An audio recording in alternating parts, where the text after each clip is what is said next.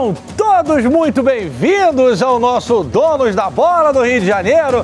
Nessa segunda-feira maravilhosa de sol, acabou o carnaval, hein? Começou o ano, cuide bem do seu fígado agora, começou o ano. Você que chutou o pau da barraca final de semana, metade do Rio, metade tá feliz, um quarto tá triste e um quarto tá ansioso. Porque tem a volta do Andrei, tem o jogo de logo mais, o Vasco precisa vencer.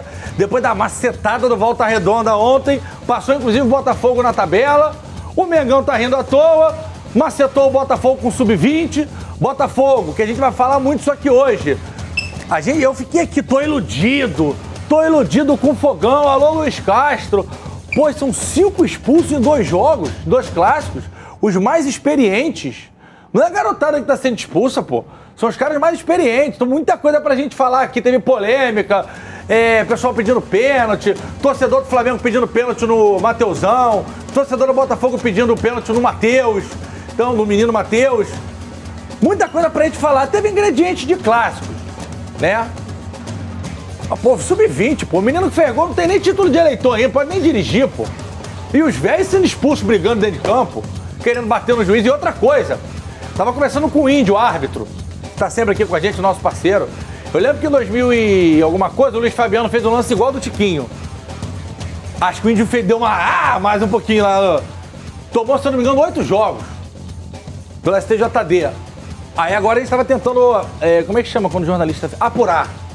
Como é que tava lá na súmula. Vou até pedir pro André ver pra mim se já tá disponível. O que o árbitro colocou no lance do Tiquinho? Porque ele encosta a testa ou o nariz. Se o árbitro interpretou que aquilo ali é agressão, violência, uso excessivo, aquelas coisas que o árbitro fala que eu não sei direito, pode ser que o Tiquinho tome um gancho e não jogue nem mais no Carioca. Então, assim, precisa rever isso aí, cara. Time do Botafogo, mais de 100 milhões de investimento. Mais de 100 milhões se botar o Patrick de Paula, né? Perigando ficar fora do mata-mata do Campeonato Carioca, pô. Pelo amor de Deus. Hoje, pelos critérios de desempate, o Botafogo tá fora. Volta Redonda tá à frente do Botafogo, porque meteu 4 no Bangu ontem. Enfim, a gente vai discutir muito isso aqui. O que você tá vendo a mesma coisa que eu tô vendo? Tá bom. Lagoa Azul. Imensidão Azul. Você que está participando com a gente pela enquete, hoje é muito importante que você participe, porque eu sei que tem muito torcedor do Botafogo. Aliás, Bessa, um abraço, Bessa. Tudo bem, presidente? É muito importante que vocês participem no chat hoje, porque eu quero ter o termômetro do torcedor do Botafogo. No nosso Band News na área, capitaneado pelo Joãozinho Lidington, o torcedor do Botafogo estava revoltado com o resultado e com a atuação. Teve o lance da polícia que a gente vai falar, desnecessário, o Luiz Castro tá certo. Teve o lance duvidoso lá, que pode, pênalti ou não foi pênalti, a gente vai falar aqui. Agora, perdeu pro sub-20 do Flamengo, pô. Com um moleque de 17 anos fazendo gol com 20 segundos. Também não podemos tapar o sol com a peneira. Diante disso, vamos pra enquete que a Beth Reis separou. Derrota foi um vexame pro Botafogo? Sim ou não? Tá aqui a foto do Matheus Gonçalves, 17 aninhos. O que você tava fazendo com 17 anos, Flávio Melo? Cuidado. Calma, hein? Eu tava jogando lá em Resende. Mas não jogando jogava... o quê? Tentando Pro jogar alto? futebol, né? Tentando jogar futebol. Mas não rendeu muito bem, não. Muito bem. O que você tava fazendo com 17 anos, Joãozinho? Ela tava em Lambari pescando? No máximo isso ali, me divertindo com os amigos, né? Lambari, jogando meu vôlei na praia, é isso. Não sei se vocês estão por dentro disso, antes de responder a enquete. Semana passada a gente fez um movimento para Joãozinho ganhar ser premiado como cidadão honorário de Lambari. Aí o prefeito, Marcelo Davan, ligou pra gente, todo mundo escuta a Band News, ligou pro João, Marcelo Giovanni, Marcelo Davan. Já estamos movimentando aqui pro João, vou ter uma cerimônia. João Lidington vai ganhar o prêmio de cidadão honorário de Lambari. Isso. Eu vou pra Lambari, vamos, Flávio? Meus parabéns. Obrigado. Bom, com certeza, sem dúvida nenhuma. Marcelo Davan, estamos em cima agora, ninguém mandou prometer. Aí sim, hein? Vambora, alô Lambari. Beijo, tem águas termais, água com ferrugem, águas apimentadas e tem choperia também. Tem. Então nós vamos. Sem mais delongas, sem mureta, o sândalo que perfuma e o machado que fere. Flávio Amêndola. Derrota foi um vexame pro Botafogo, sim ou não? Pelas expulsões, pelo contexto, por estar fora do G4. Bom, GV, boa tarde pra você, boa tarde, Lidington, boa tarde pra todo mundo que nos está acompanhando. Eu não acho que foi vexame, não. assim, o sub-20 do Flamengo, a gente pode falar, um time diferente, mas você tinha alguns jogadores que têm um peso muito grande. Everton Cebolinha, Marinho, Rodrigo Caio, Pablo. Então, assim, eu acho que foi uma derrota para o Botafogo que precisa ser vista com olhos bem cirúrgicos do Luiz Castro, porque o Botafogo voltou a apresentar muitos problemas da mesma equipe do ano passado, quando ainda estava em construção. Isso é importante, o Luiz Castro ficar de olhos bem abertos, mas vexame eu acho muito forte. Muito forte, porque, querendo ou não, do outro lado você tinha jogadores que já foram vencedores da carreira. E sem contar que é um clássico, né, cara? Eu acho que o clássico... Peraí, mas é um time de 100 milhões contra 80% da molecada. Não tô falando que foi vexame, mas assim, pô, não dá pra achar normal, ô Flávio. Normal não é, mas também não acho um vexame. Eu acho que pode ser uma derrota pra ser sentida. Sim. Isso eu concordo. Mas vexame eu acho muito forte. Vexame pra mim seria se fosse 5-0, se fosse 4-0, uma goleada. Foi um jogo, querendo ou não, foi um jogo bem disputado, apesar de ter sido muito mais brigado do que jogado. E o Botafogo, mesmo com 2 a menos, ainda teve a oportunidade de empatar na última bola com o Matheus Nascimento. Vexame, eu acho que não foi. Deixa eu só explicar uma coisa aqui pro torcedor entender. Eu falei fora do G4, porque eu tô fazendo uma previsão que pode dar errado. O Vasco pode perder hoje pro Boa Vista, que é o Lanterna. Agora, o Vasco tá jogando bola, o Vasco joga dentro de casa. Hoje o Botafogo tá no G4. Mas considerando o Vasco favorito, que o Vasco vença o Boa Vista hoje à noite dentro de casa, o Botafogo tá empatado com Volta Redonda nos critérios pontos, número de vitórias e saldo de gols. E o que desempata é gols pró. E com a macetada que o Volta Redonda deu ontem, se o Vasco vencer o Boa Vista hoje, o Volta Redonda tá em quarto e o Botafogo fora do G4. Aí restam 2 rodadas para aí cada um fazer sua fezinha. E aí a notícia: o torcedor do Botafogo vai ter que torcer pro Flamengo contra o Vasco. Olha que coisa. Da mesma forma que o torcedor do Vasco teve que torcer a favor do Flamengo contra o Volta Redonda. Tal do futebol é uma caixinha de surpresas. João Lidington, muito boa tarde pro senhor. Vocês respondem aqui, assim que o João responder, eu trago a opinião de vocês. Torcedor botafoguense, óbvio. João, derrota do Botafogo pro misto lá, Flamengo Sub-20 e alguns experientes. Foi vexame, sim ou não? Boa tarde, Givê, boa tarde, Flávio, boa tarde a quem está acompanhando Donos da Bola. Para mim, sim, foi vexame. E não pelo Flamengo, mas sim pelo Botafogo, pelo que ele apresentou dentro de campo, por todo o contexto, jogadores extremamente nervosos, 3 expulsos. Já tinha tido a lição negativa do outro clássico contra o Vasco, em que ele levou 2 jogadores expulsos e agora 3 jogadores expulsos. E mais do que isso, o Botafogo chutou só duas bolas no alvo do Flamengo em 90 minutos. Um time que precisava muito dessa vitória para poder estar mais próximo da classificação.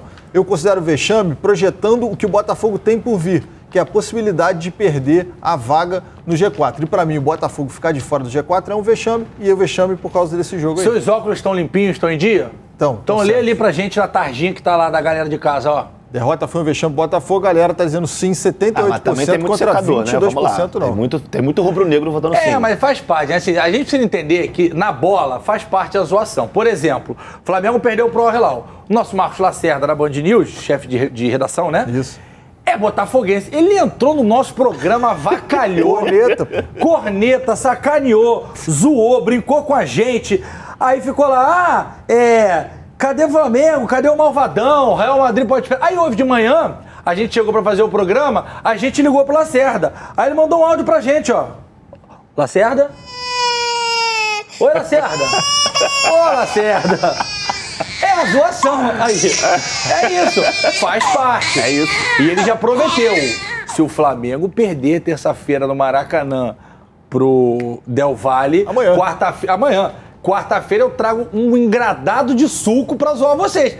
E assim, irmão, zoeira na bola, sem faltar com respeito, tá valendo. Vamos ao que interessa, melhores momentos na tela. Quero que o Flávio Amêndola, que já fez um preâmbulo aqui, me diga, 24 segundos o menor macetou. E assim, eu acho que o gol sai dos pés do jogador, do cara diferente desse time do Flamengo, desse time alternativo, né? Tem o Everton Cebolinha, tem o Marinho, mas eu acho que nenhum deles tem essa capacidade de drible que tem o Matheus Gonçalves. É um garoto que tem muita personalidade, mas não é pouca personalidade não. Tem 17 anos, ganhou tudo na base do Flamengo e é um garoto que eu acho que pode se tornar uma alternativa pro Vitor Pereira dentro dessa temporada de 2023. Isso é um ponto importante. Porque muito se fala do substituto do Arrascaeta, muito se fala nesse momento... O Flamengo não tem aquele jogador de profundidade, que era o Bruno Henrique, por exemplo, que chega até a linha de fundo, e o Matheus pode ser esse jogador. Mas eu acho que o jogo, assim, o GV, se a gente falar sobre o jogo aqui, é uma coisa muito mais... Não teve muito jogo, a verdade foi essa. A gente não teve tanta oportunidade clara. Eu acho que o jogo foi muito picotado pela arbitragem, que mais uma vez eu acho que foi um pouco confusa demais, poderia ter evitado algumas situações. Mas eu acho que no fim das contas, além da vitória, eu acho que o que mais valeu para esse Flamengo foi a performance. A gente cobrava um Flamengo mais equilibrado, a gente cobrava um Flamengo com mais intensidade, a gente cobrava um Flamengo com aquela querência maior, e a gente viu surgir isso de um time completamente diferente do que a gente está habituado a ver. Então acho que o ponto positivo vai para a garotada que teve em campo, para os jogadores que já são experientes, que já vêm tendo mais minutagem. Rodrigo Caio, Pablo... Mateuzinho, Rodrigo Caio, Mateuzinho é moleque ainda. Mas já tá jogando há muito tempo no profissional. Marinho, Cebolinha. O meio ali que era um pouquinho diferente, que era Igor Jesus, o Pulgar, o Matheus Gonçalves, o Matheus França ficou no banco dessa vez. Então eu acho, o Mateuzão lá na frente, eu acho que assim, teve muita notícia boa pro Flamengo, mas ao mesmo tempo a gente teve muita coisa muito O que me deixou bolado foi eu sair do Maracanã, né? A gente fez o jogo lá, nosso jogo do Flusão, que a gente vai falar daqui a pouco. Cheguei em casa e comecei a ver o jogo. E eu tô realmente iludido com esse time do Botafogo, porque eu vi boas partidas. Sim. E ontem, eu achei que sábado, né? Eu achei que ficou muito abaixo do que eu esperava, porque eu acho o Castro muito bom treinador, e eu acho que o time do Botafogo evoluiu bastante. Antes de eu jogar a palavra pro João, a gente tá vendo aí, essa é a expulsão do Marçal? Isso. João, 2 clássicos, 5 expulsões, todos jogadores experientes, 3 de Premier League e todas por reclamação. É isso que assusta, né? Não só o número alto demais de expulsões, mas também o fato de serem jogadores rodados, cara. Jogadores que disputaram competições e jogos mais pegados. O jogo de ontem não tinha um cenário de estádio lotado, decisão de campeonato, última rodada, nada disso. E os jogadores do Botafogo pilhados. E, cara, essa forma pilhada do Botafogo entrar em campo tá desde o jogo contra o Fluminense, porque o jogo acabou sem expulsão, mas os jogadores do Botafogo muito nervosos. Aconteceu também contra o Vasco e está acontecendo agora também contra o Flamengo.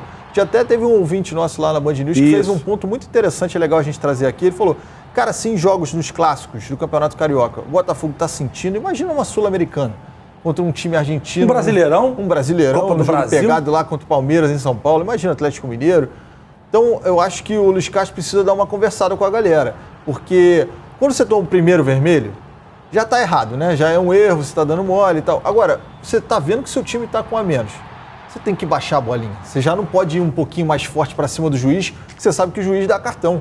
E o cartão do Marçal e do Tiquinho, impressionante, assim, os caras botaram cabeça com colar. A gente tá vendo, ó, o Marçal peitou, aí ele vai para dentro dele de novo, ele vai tomar o cartão e aí ele fica ali, ó, peitando, tipo UFC, pegaram o UFC. A mesma coisa aconteceu com o Tiquinho chegou até o contato, cabeça com cabeça, a gente viu. E a do Carly é brincadeira, porque ele está no banco de reservas, ele pede para ser expulso. Ele, durante o campo, ele já estava com uma reclamação muito assintosa, estava falando demais com o juiz, é o jeito dele jogar. O Carly que é uma pessoa super do bem, gosto muito dele. Ele é muito do bem. Pô, gosto demais dele, fala um português fluente, então, com certeza, até o xingamento o árbitro entendeu ali. Só que lá, ele ele não tem que fazer aquilo ali. O Luiz Castro podia chegar e puxar ele no braço e falar, ô, vai lá não. Não vai lá não. Põe na tela aí pra mim, André, de novo essa arte, que eu vou trazer o Amêndola e o João pra gente lembrar aqui. Vocês lembram da expulsão da Adrielson? Sim. O amarelo foi um lance de bola, mas o primeiro amarelo foi uma treta dentro do campo. Com Galarza. Com Galarza. Empurra no jogo contra o Vasco. Sim. O Rafael tinha o amarelo e num lance ele saiu na mão. Não sai na mão, não. Ele troca supapos. Com, não me lembro quem foi Eric agora. Barros. Com Eric Barros, que é um menino também. Então é um cara que jogou na Premier League, que é craque de bola, o Rafael, pra mim, prateleira de cima, como o Adrielson, com o menino. O Galarza também é um menino, né, gente? Não, então, com o menino. O Rafael com o menino que eu tô dizendo. E o Adrielson com o Galarza, que também é menino. O Galarza também é menino. Garoto. O Carly foi a treta com o juiz ali, beleza, é um cara experiente, sangue latino, tava do lado de fora, mas foi reclamação também. Tiquinho também foi discussão com o árbitro, certo? Sim. Tinha um amarelo, empurrou, e de novo, a gente tá falando, a gente tá procurando na súmula pra ver exatamente o que tá, pra gente passar a informação pro torcedor do Botafogo. Que se tiver agressão, o Tiquinho pode perder aí, sei lá, 5, 6, 8 jogos, e é horrível pro Botafogo isso. Treta, empurrão, empurra com o juiz. Marçal, Exatamente, não foi um carrinho. Outro cara acima da média, para muita gente, o melhor lateral esquerdo do Brasil, também por reclamação. Então, o Botafogo tem um grande time hoje, o Botafogo tem um treinador muito bom. A gente está aqui, eu brinco aqui a semana toda, pô, tô iludidaço. Mas ontem me preocupou, não só a parte emocional. O João trouxe os números pra gente, Flávio. 2 chutes a gol. Sim, é muito pouco, né? É muito pouco. A gol que eu digo é na meta, né, gente? E a tarja que tá ali, ela é muito importante. Botafogo em 2023 já teve 5 expulsões, uma a menos que em todo 2022. E dessas 5 expulsões em 2 jogos. Em 2 clássicos, assim, é demais. Eu acho que é necessário isso não só para o Botafogo. Eu vejo como uma necessidade de todos os clubes você ter um trabalho de psicólogo dentro do clube para você conversar com os jogadores. No Botafogo isso acontece, mas não está dando conta. E assim, o que mais me admira é a situação que o Botafogo vive. O Botafogo não está mal no Campeonato Carioca. Sim. O Botafogo não está mal na temporada. O Botafogo fez o clássico contra o Vasco estando, não sei se melhor, mas parelho. Era um jogo brigado, era um jogo para 11 contra 11, sem aquele baita jogo. Um jogo nervoso, um jogo tenso. É claro, clássico é assim, mas era para ser na bola. E assim, com 5 minutos, 7 minutos, teve a expulsão do Adrielson. Agora contra o Flamengo, com 24 segundos, toma o gol, aí já começa a minar a arbitragem, reclamação, amarelo aqui, amarelo ali. Como é que fica? Castro falou sobre isso. Mas a culpa de nós termos perdido não é do árbitro. A culpa de nós perder, nós também temos que ter e vamos tê-lo, um momento de reflexão que nós não podemos fazer 2 jogos seguidos a terminar com 9 jogadores. Nós somos uma equipa que dá tudo em jogo, mas esse dar tudo em jogo tem que ser pelos caminhos que nos levem a conquistar pontos, a conquistar vitórias e não a ficar sem jogadores. O lado emocional da equipa tem que ser avaliado, tem que ser refletido. É uma surpresa, confesso que é uma surpresa para mim. Tínhamos sido uma equipa que normalmente acabava os jogos, ao longo de todo o campeonato, normalmente acabava os jogos com 11. Agora em 2 jogos seguidos, com 9 em 2 clássicos, aconteceu. Associarmos isto a uma pouca autoridade da arbitragem, eu acho que não é também justo da nossa parte. A arbitragem não esteve bem, sabe que não esteve bem, mas nós também temos as nossas culpas. Legal ele falar isso, e aí o pessoal tá falando, ele ficou falando da polícia lá, e ele tá certíssimo quando ele falou aquilo do policial, com tênis, o cara, o choque, meu irmão. Que isso, um absurdo, uma bomba atômica pra matar uma formiga. Que não pode o cara entrar pra tirar selfie e ficar sorrindo ali, enfim. Mas ele falou isso aqui, a gente tem que assumir nossas culpas. A gente tem que ver as nossas culpas. Deu muita polêmica de arbitragem, vamos na ordem cronológica. O primeiro lance que supostamente foi polêmico, foi um carrinho no Mateusão. Daqui a pouco a gente vai mostrar o do Matheus Nascimento. Calma. Vamos no do Mateusão pra gente avaliar aqui com o nosso comentarista. Ele disputa com o Carli, levou... Segovia. Aí o Segovia que dá o carrinho? Segovia. E aí vamos ver de novo, com calma. Aí ele corta. Eu não consegui ver direito a bola daí, mas na hora, enfim. Flávio Amêndola e João Lidton, impressões dos senhores. A GV, assim, eu não sei se eu tenho uma opinião formada, porque é um lance que o Mateusão, no meu ponto de vista, ele dá o corte pro lado, e aí quando ele vê o Segovia caído, ele cai em cima dele. Exatamente. Ele se joga em cima do Segovia.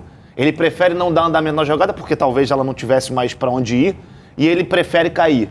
Eu não marcaria o pênalti, não. O Segovia fecha o fundo, né? Quando ele dá esse carrinho, não é o carrinho, né? Ele abre as pernas ali, exatamente. Ele fecha o fundo, e aí o Mateusão, na decisão de jogada, também vai pro fundo. E aí, quando ele se vê deparado com um cara caído, ele tem a trombada. Não acho pênalti também, não. Agora, teve todo o tempo do mundo. Olha só, a partir daí, Isso. Daí já dá pra bater, exato. Chutar. A indecisão. Dá uma lambreta. Ou rolar pra trás, como ele pensou em fazer, mas ele demorou muito a tomar a decisão. E quando ele toma a decisão, o zagueiro já tá fechando o lado de fora. E aí eu acho que não é pênalti também, Acho que falta confiança a ele. Agora, Amêndola, e sobre essa questão do policial, da polícia no campo, o que você acha? Não dá, né, GV? Eu acho que você definiu muito bem. É uma bomba atômica para tirar uma formiga. É tempestade em copo d'água. Não havia a menor necessidade do choque ter entrado ali. Por que não faz gol no Maraca, que fica a galera da PM com calça de correio e blusa de malha? Quando entra um malandro desse aparecido da vida, toma logo-lhe um mata-leão e tira do campo. Cara, eu acho o que mais me preocupa é se o torcedor tem essa facilidade de invadir o campo ele também tem a facilidade para entrar no estádio com algum objeto cortante. E se acontece uma tragédia dentro do campo? Não foi só um torcedor, não. Foram vários. Foram vários. Depois do apito final, foram pelo menos uns 3 torcedores que invadiram o campo. E acho que a truculência na hora de afastar o Luiz Castro foi um negócio desproporcional. Total. Ainda mais o Luiz Castro, que é um cara que ele não ia chegar ali e agredir o árbitro da partida. Ele podia chegar lá, como ele mesmo falou, ele podia chegar lá, ele podia falar palavras de baixo calão pro árbitro. Okay. E ainda assim não justificaria uma trombada de forma nenhuma. Não, daquele negócio, escudo. Escudo, é. Não existe, aquilo não existe. É uma cena lamentável mesmo. Ele falou na coletiva pós-jogo, disse assim, olha, eu xingar o árbitro não é o correto, não é o ideal, mas faz parte do jogo aqui. Mas quando você bota uma cena daquela, parece que todos nós somos selvagens. É isso aí. Você generaliza tudo como uma selvageria. Nós não somos selvagens. Foi o que ele deixou claro. Ele ficou muito chateado. Deu pra ver ele muito chateado. Incomodado. Ele se sentiu numa posição muito ruim de ter que ter sido controlado pela polícia de choque. Foi desmedida demais. O batalhão daqui que faz o gerenciamento da polícia nos estádios daqui do Rio de Janeiro me parecem mais preparados e o exemplo está aí. Eu nunca vi o Pop, o Capitão Nascimento entrar em campo. Ô 06! Bota a bandoleira 06! Nunca vi disso aqui. Aqui vai a rapaziada de azul, trainerzinho de corrida, até pro cara ter uma mobilidade, né? Aqui, ó. E geralmente quando acontece alguma coisa assim, esses caras que são responsáveis, eles entram, eles correm imediatamente na direção do juiz, fazem um cordão no árbitro e segue o jogo. Então, pra botar na conta aí de ir na próxima partida lá no Mané Garrincha. Tá batendo palma. Que você bateu palma, ele foi. Entendi, um sensor. A gente comprou da NASA um sensor. Se eu fizer, ele grita. Se eu fizer assim, ele vai, entendeu? O grafite tá de ressaca, né? Do carnaval, olha lá. Tá, com certeza. Alexa, bata palma. É minha Alexa, ele é minha Alexa, pronto. Já temos no ponto aí, André? Agora, atenção. Bota aquela. Tarará. Já que você tá de ressaca, quero ver se você tá ligeiro hoje. Bota aquela. Agora, atenção. Porque muito torcedor botafoguense, aliás todos, estão falando desse lance. Quero tentar entender a opinião de vocês. Então vou pedir pro Herbert Richter botar na tela agora o lance do Matheus Nascimento. Dominou, foi bater, bateu, Matheus Cunha saiu muito bem, fez a defesa. Nenhum jogador do Botafogo reclamou? Isso que me deixou com a pulga atrás da orelha. Nenhum jogador do Botafogo reclamou? Ninguém. Ou só depois? Não, quero ver na hora. Aí, deixou aí, ó. Vamos, quem tá aqui do lado é quem? O Tietê ali, não é? É o Tietê e o Carlos Alberto. Nessa imagem parece que não. Mas como não tem a continuidade, não vou entrar nessa. Nem ele reclamou. Flávio Amêndola. Cara, que tem o movimento do Cleiton de empurrar o Matheus Nascimento é evidente. Mas também é um lance que, pra mim, se ele marcasse, eu acho que seria até demais. Eu acho que o Matheus, ele teve até a possibilidade de finalizar, mas ele é deslocado. Mas eu não marcaria o pênalti, pra mim não foi. Eu falei com um amigo nosso pra... da arbitragem do Rio de Janeiro, pediu pra não ser, não foi o Índio, pediu pra não falar nada, se identificar, enfim, porque ele tá pleiteando outros cargos aí. Ele falou o seguinte, na interpretação dele, o Matheus consegue finalizar inteiro. Tipo, se o Matheus não chuta, se ele só cai, o juiz dava pênalti. Como o Matheus finalizou e a bola ia no gol, só que o Matheus Cunha fez uma baita numa defesa, isso foi a explicação dele tentando entender a cabeça do árbitro. Sim. Pro Flávio, então...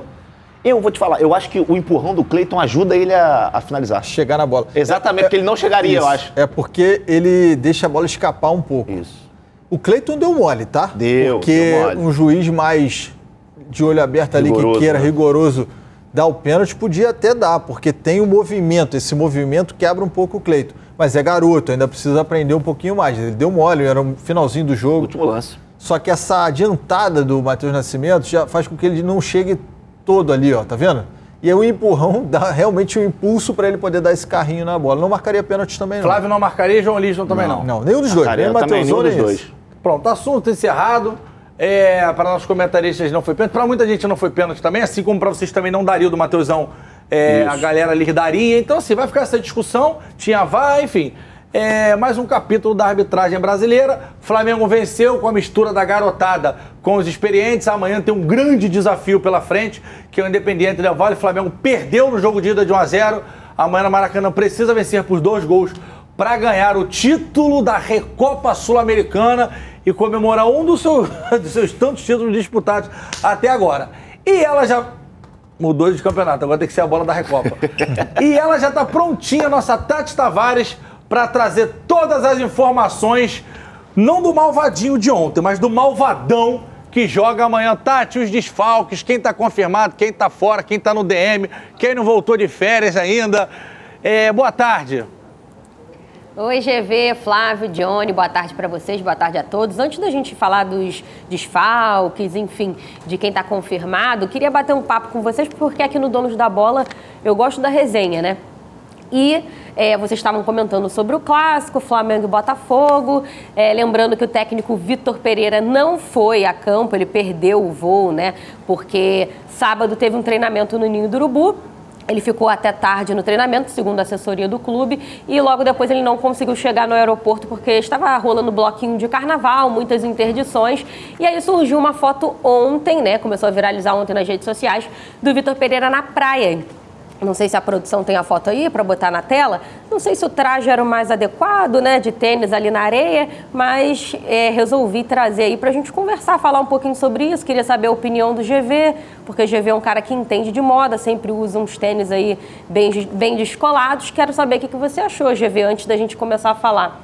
Tem um poeta amigo nosso que fala o seguinte: cueca na gaveta de cueca, calcinha na gaveta de calcinha. Praia, descalço ou aquela sandalinha porque a areia tá quente. Rio Open, que tá rolando, esse tênisinho do Vitor Pereira. Feito esse preâmbulo, errou, né, jovem? Parece até que ia jogar uma partida do Rio Open também, né? Eu posso defender o Vitor Pereira? Você pode defender, não tem defesa. Ele tava caminhando na orla, com a ele Heineken decidiu... na mão? Não, calma, ele estava caminhando sem Heineken. Eu nem tinha visto. Depois que ele caminhou, ele decidiu chegar ali, descer, chegar na areia e Qual pegar foi essa um praia? gelobol. Tá errado. Barra. Ele tava caminhando? Tava. Lá na Barra da Tijuca, você caminha? Não. Até porque... E aí não pode tirar o tênis? É isso, cara, olha só, tira. mas aí Obrigado, depois, Tati, mas aí depois obrigado, pra colocar Tati. de novo é difícil, dois né? dedinhos aqui, ó. Dois Depois é dedinhos difícil. aqui. Tu é preguiçoso, hein, bigode? Eu tô tentando defender o Vitor Pereira, cara. Ah, entendi. Calma. Tati Tavares, apesar de Tati andar bastante por Sampa também, agora nem tanto mais. Não, eu tô andando ainda, eu vou bastante lá. Ah, é? Vamos falar mais sobre isso. Não, vamos falar do Flamengo. Olha aqui, Tatizinha, errou, né, Vitor Pereira? Se fosse um programa do Ronaldo Esper, lembra da alfinetada? Ia ganhar uma alfinetada. Tá quebrando no banco, tá quebrando no campo. Agora, Então. Flávio Amêndola, lá na Barra da Tijuca, quando tá sol, você caminha? Não. Nada? Não, eu não frequento muito a Barra da Tijuca. Só Muito frequento bem. a Zona Sul. Então tá. Tatizinha, voltando a falar de Copacabana, eu sei que você caminha. Isso. Voltando a falar de futebol, Tatizinha, tem alguém fora? Tá todo mundo confirmado? Rapaziada do DM, atualiza aí pra gente, por gentileza. Claro, então, amanhã então tem a decisão da Recopa Sul-Americana, como o GV acabou de dizer, o Flamengo perdeu o primeiro jogo por 1-0, então precisa vencer por 2 gols de diferença aí, pelo menos, para conseguir conquistar a taça. O Léo Pereira é a grande dúvida ali, porque ele tem uma lesão na coxa, ainda está em transição física. Então é mais difícil que ele vá a campo, mas é aquilo, né? Sempre ficar de olho, porque o departamento médico do Flamengo vai atualizando. O Fabrício Bruno, então, deve jogar do lado do Davi Luiz. Já Gerson e Pedro são as boas notícias. O Gerson estava com dores no tornozelo. O Pedro com dores na coxa, mas os dois estão recuperados, treinaram ontem com o grupo normalmente, então não deve ser problema. Aí fica aquela dúvida, né, com o Gerson voltando. Será que ele vai manter o Gerson, Vidal? Será que tira o Everton Ribeiro? O Vitor Pereira ainda não encontrou aí o time ideal, principalmente no meio de campo, né, GV? E aí a gente lembra que como teve o clássico no meio dessas duas decisões, deu um certo alívio, claro, né, pro torcedor e também pro elenco, mas lembrando que era um time alternativo, então a equipe principal precisa dar uma resposta pro torcedor depois do vice na Supercopa do Brasil e também o 3º lugar no Mundial de Clubes. No Maracanã amanhã, a expectativa é de quase 70 mil pessoas. A princípio, 60 mil ingressos, um pouco mais, foram colocados à venda, mas não tem torcida visitante, então isso aí foi uma decisão em conjunto da diretoria do Flamengo com o Del Valle. O Flamengo abriu uma carga um pouco maior de ingressos por causa disso, então o Maracanã todo liberado para os flamenguistas amanhã, sem torcida visitante. É um ambiente bem favorável aí para quem começa em desvantagem. E aí, GV, desde 2019, o Flamengo chegou 4 vezes em mata-mata em desvantagens. 2 vezes conseguiu dar a volta por cima contra o Emelec em 2019, na Libertadores, e contra o Atlético Mineiro, né, no ano passado, pela Copa do Brasil. O Gabigol que trouxe todo aquele ambiente de inferno, de que no Maracanã ia ser um inferno, e foi um inferno positivo para o Flamengo naquele momento, mas foi derrotado o Flamengo 2 vezes dessas 4, né, desde 2019, para o São Paulo na Copa do Brasil em 2020 e no Carioca no ano passado para o Fluminense não conseguiu aí dar a volta por cima. Mas lembrando para o torcedor, né, para se apegar a isso, que as 2 viradas contra o Emelec e contra o Atlético Mineiro foram do lado do torcedor, que é o maior patrimônio do Flamengo e é o que o time do técnico Vitor Pereira vai tentar se apegar amanhã. E aí, lembrando, Vitor Pereira precisa conquistar essa taça para ter dias mais calmos, porque está tudo muito turbulento, essa que será a 3ª chance de título do Flamengo, que já perdeu 2 nessa temporada. Muito obrigado, Tati Tavares. Esclarecidos todos os pontos sobre o Malvadão, agora é torcer para que o Flamengo consiga ganhar esse título amanhã. Tati Tavares vai mandar um e-mail para o Vitor Pereira ensinando para ele as regras de dressing. Eu não sei code. se ele curte me responder não, mas a gente tenta. Aí, tá vendo aí? Aí é o veneninho. Foi bem, Próxima foi bem. pergunta. Próxima pergunta, vamos para a próxima. Se come no prato frio. Tem mais alguma pergunta, Flávia Amêndola? Porque tem 380 assuntos pra gente falar no programa. André tá perturbando no meu ouvido. Não, se eu tenho pergunta pra Tati? Tudo em casa, né? Não. Tudo certo, Joãozinho? Tudo Também certo. trouxe Calma, todas as Flávio, informações. calma. Tati Tavares, beijo pra você. Aqui você pergunta e responde. E dá dicas de moda. Eu quero saber essa história de São Paulo aí. Rapidinho aqui. Rapaz, se vocês soubessem que eu passo desse programa, vocês estão em casa. Porque eu vou escrever um livro. Flávia Amêndola, rapidinho. Rodrigo Caio, se o senhor fosse o VP, botava de titular amanhã, sim ou não? Já são 2 jogos jogando 90 minutos e bem. Tendo condições, pra mim é titular. Ele e Davi Luiz. Tiraria o Fabrício Bruno, colocaria ele jogando ao lado do Davi Luiz. Ele pelo lado direito, Davi Luiz eu teria que colocar pelo lado esquerdo. Se cansasse durante o jogo, tira, bota o Fabrício. Mas se o Rodrigo tiver condições... Mas ele não jogou 90 mais 90? Ah, mas aí a gente não sabe, né? Porque a questão dele é séria, sempre foi séria. Não, mas ele jogou 90, gente. Jogou um clássico. Ah, que antes jogou contra o Rezende, o nível de intensidade... Marcou o Tiquinho Soares, Anulou, né? Exato. Anulou o Tiquinho Soares. Então, assim, contra o Botafogo, ele tem um nível de intensidade muito maior do que contra o Rezende, contra o Del Valle. E eu acho que a proposta do jogo, o Flamengo vai abafar muito mais o Del Valle. Eu botaria, cara, o Rodrigo Caio, 75% de saúde física, é o melhor zagueiro do Flamengo, na minha opinião. Eu vou pro intervalo e volto já já.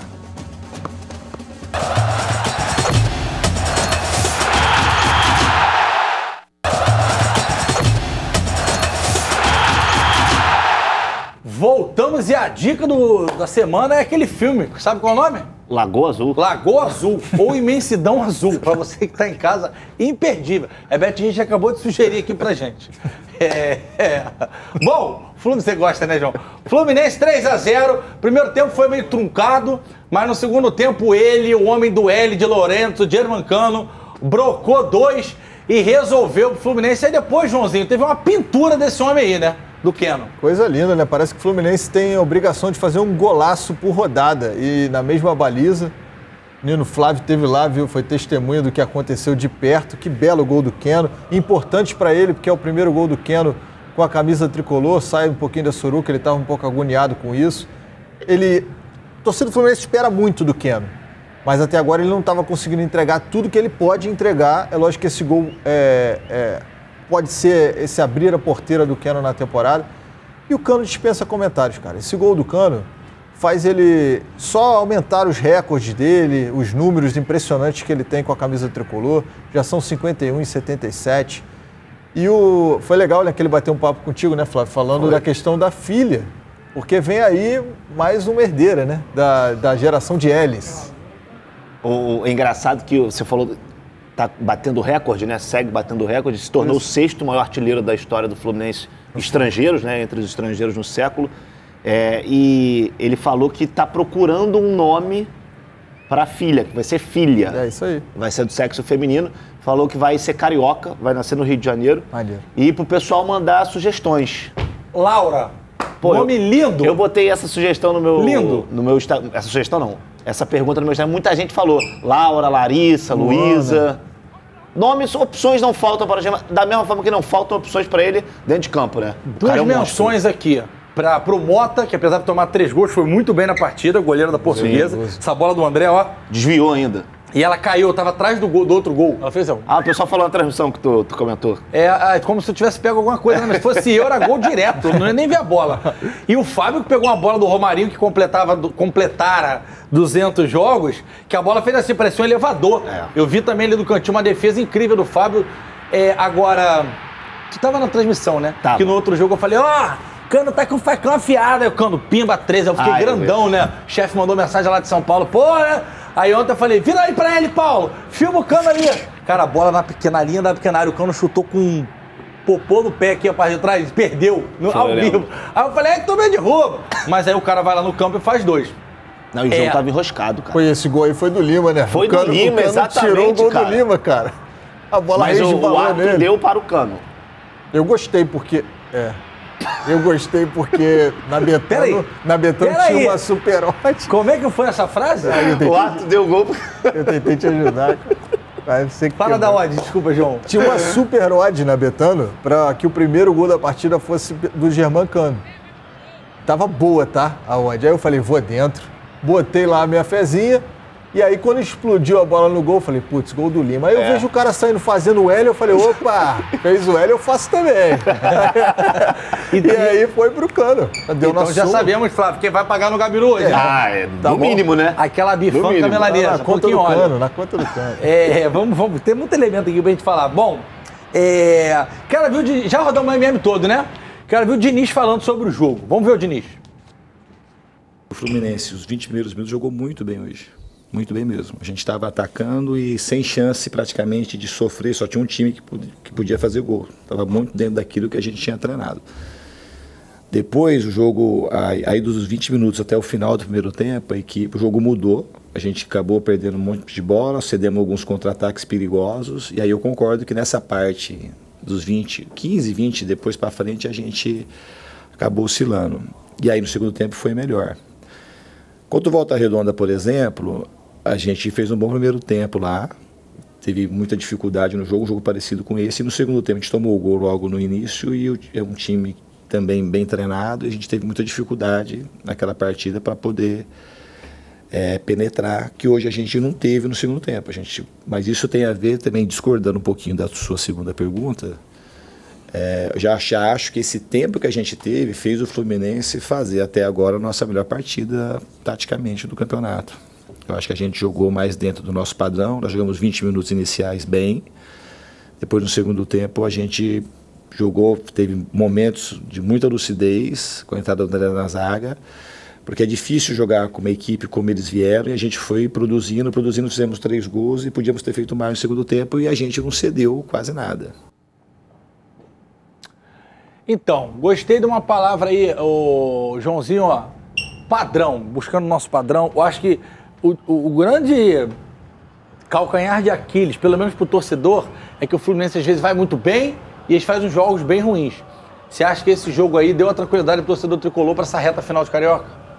Foi um bom jogo a partir dos 30 minutos do primeiro tempo. Os primeiros 30 minutos, nem Fluminense, nem Portuguesa criaram muitas oportunidades de gol. O jogo ficou muito amarrado. Tava muito quente também. Tava muito quente, isso é um fato, atrapalha diretamente no rendimento da equipe. Então eu acho que faltou um pouquinho de intensidade. Mas depois dos 30 minutos do primeiro tempo, depois de uma jogada do Ares, se eu não estou enganado, aos 30, isso, foi o Ares que fez uma finalização. O Fluminense começou a jogar bola e foi o padrão Fluminense 2022, que é aquele time que não cansa, que apesar de estar fazendo 1-2, ele tenta o terceiro gol. Isso que é importante, essa intensidade do Fluminense, que sempre foi uma marca do ano passado e que o Diniz gosta. O que me deixa muito feliz de ver é o Diniz incomodado quando o Fluminense não está bem. Você viu ali ele coçando a cabeça meio agoniado? Isso é o treinador que não cansa, que está sempre querendo tirar mais do time dele, apesar do placar. A gente via isso aqui em 2019 com Jesus, no Flamengo, o time ganhando de 4-0, ele estava lá igual um enlouquecido, balançando os cabelos. E o Fernando Diniz também é um cara que gosta da intensidade e quem ganha com isso é o torcedor. Só quem não pode balançar os cabelos, sabe quem é? Igor Dorilovski, que ele não tem. Bom, daqui a pouquinho o Thiago Carvalho ao vivo trazendo as notícias do Vasco. E Andrei, acertou? Não acertou? Já já Thiago Carvalho traz tudinho pra vocês sobre o Vasco. O Vasco ó, joga hoje à noite. Precisa vencer para continuar brigando ali pelo G4 do Campeonato Carioca. Vou pro intervalo e volto, que eu quero saber se o Andrei já assinou, se não assinou. Volto já, pera aí.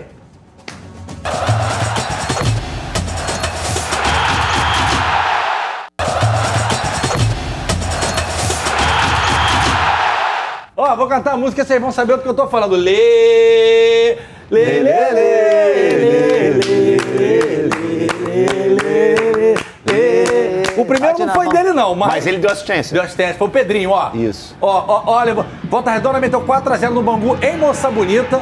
Passe do Lelê. Gol do Pedrinho, que não é o nosso, que tá de férias há 6 meses já. Mas eu vou te falar uma coisa. Volta Redonda passou um aperto no primeiro tempo. O primeiro tempo foi bem igual. O Bangu teve chance de fazer o gol, mas tava fresquinho aí. Mediram lá, tava 78 na sombra. Cruzamento da direita, Lelê, sempre bem posicionado, disputado por Fluminense, Vasco e, segundo consta, tem mais gente do Rio querendo. Ó, ele cega a vovó. Gol de cabeça do Lelê. Agora a tabelinha no meio-campo do Volta Redonda, muito bem treinado pelo Rogério Corrêa. Olha só, isso é gol de videogame, pô. Que bola. Olha a infiltração. Naninho. Que bola. Naninho, grande passe. Quero receber o Naninho aqui, hein? Tô querendo receber o Naninho aqui. Ó o passe. A pifada, quem te chama? Pimba. Olha a bola, cara. Receba. Na medida. Isso é triângulo, tá? Driblar o goleiro naquele espaço ali, tá? Difícil, tá? Ainda mais com 3 zagueiros atrás. Ó. Driblou. Se fosse hoje, já fazia logo o pênalti. Já era expulso de uma vez. E o último gol do Berguinho. Esses 2 gols do Lelê foram um acréscimo. Isso, os acréscimos do primeiro tempo. Do primeiro tempo. O moleque tá voando. Aí toma e aí varada. o Berguinho soltou um pombo de fora da área. Colheiro bolado. E decretou o placar para o Volta Redonda 4-0. Voltasse que tá já no G4. Agora eu vou chamar ele pra conversa. Tava falando dele lá no camarote domingo. Tô de olho em você, hein, Thiago? Tava lá no São Bódromo de Filho das Campeões falando sobre a sua vida. Bota ele na tela aí pra mim, Betinho. Já ele aí. Danado. Tô de olho no senhor aí, Thiago Carvalho. CH eles, vovó. Sai, seus cururu. Deixa o menor aqui. Informações do Vasco da Gama. Andrei, que tá aí atrás de você, pelo menos parece que é uma foto. Já assinou? Torcedor do Vasco já pode comemorar. O Andrei está de volta para fazer uma volância de luxo ali com o Jair? Fala aí, GV, fala galera, tudo bem? Tu tava no camarote da Sapucaí, desfile acontecendo, aquela coisa linda, maior espetáculo da terra. Tava falando da minha vida, GV. Que isso, cara? Que honra! Bom, Andrei, isso aqui é a mega loja do Vasco. A gente tá em frente à mega loja do Vasco aqui em São Januário. Não deu tempo nem de trocar a foto. O Andrei mal foi embora e já voltou. Já voltou. O contrato está sendo redigido, pode ser assinado ainda hoje. Já tem várias cláusulas no contrato, que foram justamente elas que trouxeram o Andrei de volta ao Vasco da Gama. Quais são essas cláusulas? Primeiro, o Chelsea empresta o Andrei ao Vasco até julho. O Chelsea quer contar de volta com o Andrei para a pré-temporada europeia, que acontece ali no meio do ano. Então, por isso, o Andrei retorna à Europa já em julho, vai ter aqui no Rio de Janeiro cerca de 4 meses e vai poder jogar pelo Vasco mais ou menos 15 a 16 partidas. Isso se tudo correr dentro do planejado, né? A expectativa do Vasco é, claro, assinar esse contrato ainda hoje ou, quem sabe, nos próximos dias, para já ter o Andrei treinando lá no Centro de Treinamentos Moacir Barbosa. Agora, o que tem nesse contrato do Andrei com o Vasco da Gama? Primeiro, ele vai ser liberado para o Mundial Sub-20. Essa é uma das questões que o Chelsea considera primordial. Depois, ele pode vir a ser convocado pelo Ramon Menezes, que vai ser o treinador interino da seleção brasileira, para os amistosos, incluindo aquele contra o Marrocos, já no próximo mês de março. Então, essas são algumas questões que o Chelsea prioriza para emprestar o Andrei. Além disso, o Chelsea vai pagar o salário do Andrei, tá? O Andrei volta ao Vasco com o salário pago pelo Chelsea. Uma boa notícia aí para o torcedor vascaíno também, né? Bom, nos próximos dias, então, essa história deve ser decretada, o Andrei deve ser anunciado de forma oficial, mas ontem nas redes sociais, ele já fez uma brincadeirinha, postou ali a postagem de escrito All Reverse, que é mais ou menos, o jogo virou, tô de volta, tá voltando tudo como era antes, algo desse tipo. E aquele símbolozinho ali que quer dizer uma cruz de Malta, a torcida do Cruz Maltina usa aquele emoticon para dizer que é uma cruz de Malta. Então, tudo certo, esperando só o Andrei para voltar aos treinamentos, assinar o contrato e já reforçar o Vasco, quem sabe aí para o clássico do final de semana. É claro que o Vasco vai ter que correr atrás da papelada. Além do Andrei, o Paulo Henrique também está no Vasco da Gama. Paulo Henrique é um lateral direito, estava no Atlético Mineiro, chega por empréstimo até o fim da temporada. O Vasco não tem o preço do passe estipulado. Ele foi anunciado no último sábado e já falou como foi a receptividade pelo restante do elenco. Vamos ouvir então o Paulo Henrique. Fiquei muito honrado pelo contato, pela oferta do Vasco, e nós tínhamos outras conversas, outras coisas, mas quando o Vasco te chama, é muito difícil você dizer não. Então, me senti muito honrado e estou muito feliz de estar aqui. Bom, foi algo muito bacana, já estou me sentindo em casa, fui muito bem recebido pelos meus companheiros, pela comissão técnica, já conheci o Jair, já conheci o Léo também, então isso tem agregado, eles me receberam super bem, como todos aqui.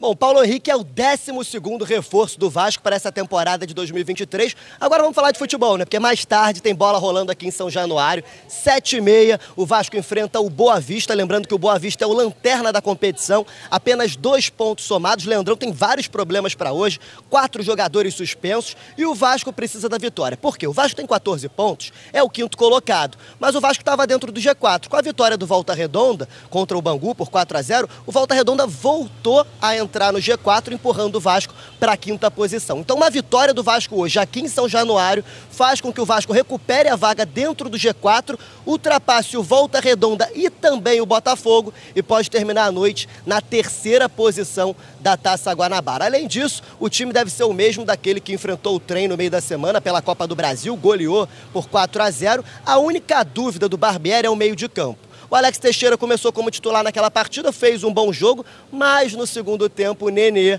entrou em campo, fez aquele golaço da entrada da área, a chapada do Nenê, né? Aqui em São Januário é conhecido como a chapada do Nenê. E aí causou aquela dúvida na cabeça do Barbieri, né? Será que eu mantenho o Alex Teixeira ou eu volto com o Nenê? A gente vai descobrir isso mais tarde aqui em São Januário, a partir das 7h30 da noite. Deixa eu ver. Muito bem, Thiago Carvalho com todas as informações, atualizações dos bastidores e do campo e bola. Valeu, Thiagão, tamo junto. Vou emendar direto pro campinho aqui do Vasco da Gama pra gente poder ver se o Andrei, se não, né? Onde o Andrei. Um beijo especial pro Elton Davi, que tá perturbando aqui no chat, falando GV versus Naldo Beni, tá de olho. Esse tênis aqui nem o LeBron tem, tá? Esse aqui eu ganhei num lugar especial para pessoas especiais. Ô, GV, eu posso mandar um abraço Você manda o que você quiser. Mandar um abraço pra Aline e pro Tutmes, todos eles lá de Friburgo. A rapaziada lá assiste a gente bastante. Com certeza é alguém de algum hotel que deu uma diária pra ele de graça e ele tá fazendo isso. Eu tenho certeza. Não tá errado, não. Tá errado, não. Bom, Léo Jardim, Pumita Rodrigues, Miranda, Léo e Lucas Piton na lateral esquerda. Rodrigo na volância, Jair ou Alex Teixeira, Eric Marcos, que o Amêndola vem frisando bem. O moleque joga muita bola. Pedro Raul, que pode desencantar hoje contra o Lanterna e, de repente, até dar um salto na artilharia. E Gabriel Peck do lado direito. Vamos pro que interessa. Isso aqui é o time provável, o time de hoje. Quero saber o seguinte, que só se fala de Andrei. Onde o Andrei entra aí? Quem sai? É uma ótima pergunta. É uma ótima pergunta. Que é o treinador. Exatamente, porque o Jair no Atlético Mineiro jogava como segundo homem do meio campo, era o Alan o primeiro. Se o Andrei no Vasco não jogava de primeiro homem no ano passado. Não, até porque perde essa chegada dele. Era de segundo ou terceiro homem do meio campo. E o Vasco hoje, eu vejo, pelo andar da carruagem, o Rodrigo ganhando essa oportunidade como primeiro homem do meio campo contra o De Luca, que também teve problema físico, lesionou quando chegou, mas pelo menos nesse início eu vejo o Rodrigo à frente do De Luca. Com a chegada do Andrei, eu realmente fico na dúvida. Eu não sei não se dá ele pra meter o Jair de primeiro ali? Eu acho que vai acabar acontecendo isso. Porque não acredito que ele vá abrir mão do Alex ou do Nenê, que vai ser essa dúvida ao longo pelo menos do Carioca, que é até onde vai o contrato do Nenê. E não acredito que ele vá bancar o Jair para colocar o Andrei. Beth Richa, você que é Vascão, quem que você botaria aí? Quem que sairia pro Andrei? Tá contigo e comigo também. O Jair já jogou no Atlético em algumas situações de primeiro volante. Joãozinho, e aí? Eu acho que eu mudaria um pouquinho o esquema. Ih, rapaz, já quer Paulo Souza aí. Não, porque o Maurício Barbieri, ele é um cara que não é preso a esquema não, cara. No Red Bull Bragantino ele conseguia fazer várias possibilidades dentro do campo. Eu acho que eu iria fazer um 4-4-2, porque eu ficaria com o Rodrigo, Jair e Andrei, dando muita liberdade para o Andrei chegar no ataque, pisar no ataque, entrar na área, que é o que ele faz muito bem, inclusive de cabeça. E aí um meia de criação, ou Alex Teixeira ou Mas aí Nenê. você perde a lateral que venceu no ponto principal do Vasco? Você perde o pé que tá voando aqui tá igual o trem, em cima da linha. E o Eric Marques? Você vai ter um baita meio de campo, né? Você vai ter 4 jogadores de meio de campo. São possibilidades. Aí o maior questionamento que eu faço não é nem perder aqui os jogadores dos flancos. É mudar um esquema por um jogador que só vai ficar 5 meses no clube. Mas eu acho que isso que é o porque caso não vai dar do Andrei. muito tempo, a gente pode discutir uma outra oportunidade. Mas é igual você ter um Arrascaeta, o 10. Aí ele joga 10 jogos e tem uma lesão, Deus o livre. Sim. Ele já te ajudou em 10 jogos, não são 30 pontos. Se o Andrei vier e o Vasco ganhar nos primeiros 10 jogos no Brasileiro 27 pontos, o torcedor vai falar, Andrei, obrigado. É que eu não sei realmente se o Jair vai conseguir dar conta sozinho do seu primeiro ano. É uma discussão boa. Entendeu? Esse é o grande problema. E aí você também perde um Jair muito bem de segundo volante, que ele também pisa, ele também entra. Então eu mudaria o esquema. Talvez se ele fizesse um losango, né? Isso aí. Deixaria losango é aquele balãozinho, né? Isso. Aí deixaria o Rodrigo. Quase do mesmo jeito que tá aí. Isso. Deixaria o Rodrigo, aí faria Jair e Andrei, Alex Teixeira ou Nenê como se fosse o armador. E aí os dois à frente. Aí Pedro Raul e Peck, Pedro Raul, Eric Marcos, isso, aí vai do Barbieri. Porque ainda mais com o Lelê que tá perto de jogar no Vasco, de repente o Barbieri vai ter que fazer igual o Dorival e botar 2 jogadores, que também levar o Lelê com 9 gols e deixar no banco também. Não, e tem um outro porém, o Barbieri já falou que ele quer fazer esse time do Vasco jogar em função do Pedro Raul.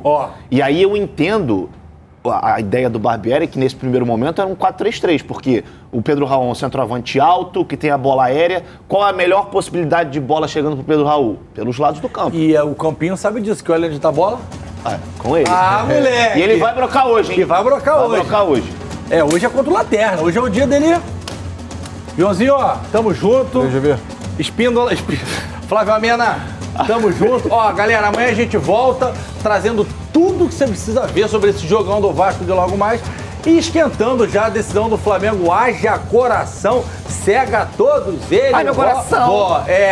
Um beijo, boa tarde, até amanhã. Obrigado pela audiência. Amanhã, meio-dia, estaremos juntinhos. Como diz o outro lá, sempre ao meio-dia. Patrícia Poeta, tchau.